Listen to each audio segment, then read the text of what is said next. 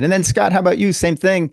When it comes to requirements, do you require a certain number of posts from your athletes? And is there anything else that you Yeah, require, or you I let them guess sort of do according what to they the want? contract, yeah, and like the contract says, like media events and autograph signings and all that stuff. But I mean, it's more, especially the athletes that we're paying. It's more of understanding our relationship with them and where they fit in, right?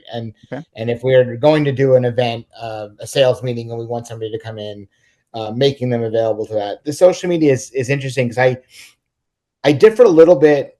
On my view of how much racing versus how much personal. Because I still want to see some personal stuff because that again that goes back to the 35 guys on the line. How do you differentiate, right? So telling your own story. Now, to be fair, I don't want to see you out drinking on a Friday night and posting that stuff. That's not what we're looking for.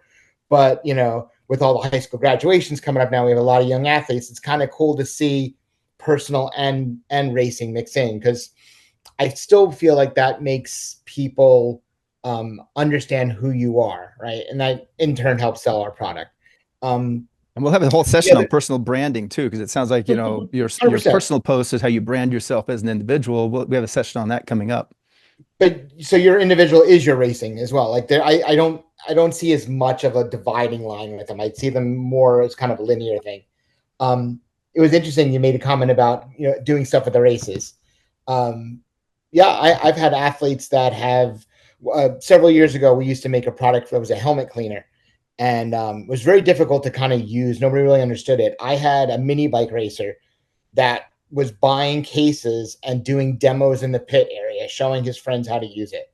And I Nice. was like, this kid's got Nice. it. Like he understands. He So, gets it. how do you use that? How do you show people? And then like if you buy cases of our coolant, you're not using all it, sharing it with your friends so that they become customers of ours. I mean, we love that kind of opportunity as well.